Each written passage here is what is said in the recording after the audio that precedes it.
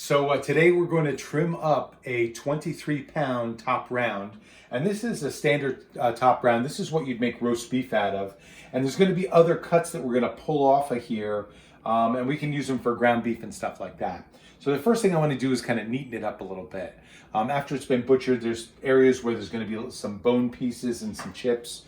And it's just kind of worn, so we want to trim it up so that all the meat is good and edible. So some of this I'm going to get rid of these top pieces here, just clean it up a little bit. And you know, some of this stuff is okay for doing like, you know, ground beef and things like that, and some of it is not. All right, so we're just going to trim this up and make it look a little prettier. All right, you always want to work away from yourself when you're doing this.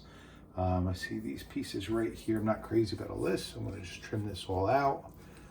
Okay, and there's some of this was, you know, connected to other pieces of bone and things like that, and some of it are just like kind of the leftover from when they cut the primals out of it. And this is a sub-primal cut. So in other words, it's not one of the big major cuts they do on a steer after they slaughter it, but this is one of the smaller cuts that would go to, say, a butcher, maybe a restaurant.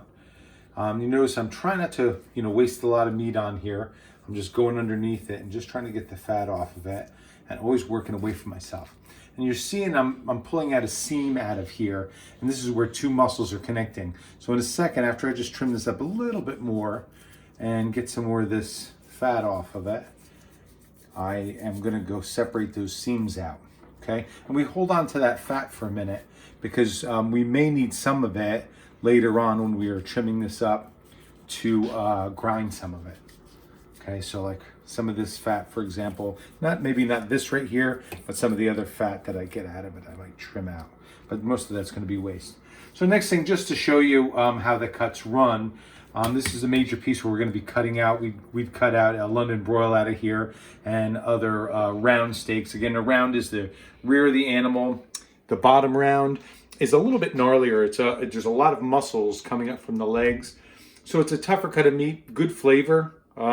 But it's not going to give you that nice, soft, tender roast beef that you might be used to. This is your roast beef cut, and you're also getting roast round steaks. So this is a good way to go. So what I want to do, just to give you an idea of the separation, is that I'm going to take the knife and just start separating out these pieces of meat. And you can see right in there, you can see the connective tissue that's right there between the two pieces of meat. So I'm going to separate it out, and then gently I'm just going to cut. Okay, I'm just going to follow the seam of the meat. Take your time. You know, if you never did anything like this, just take your time and cut it. And you just want to go to get the seams and separate those cuts of meat, those pieces, okay? So I'm going to just follow that around. And you can see how easily it's coming up. I can almost just push it apart. So this is the way that you want to do that. And I'm going to be careful that I don't want to miss the seam. I want the fat to kind of show me, and the connective tissue show me where the separations are going to be, okay? So I'm going to trim this up a little bit more. I'm going to have a couple separated pieces out of it. It'll be all cleaned up, and then we're going to cut out our roast steaks.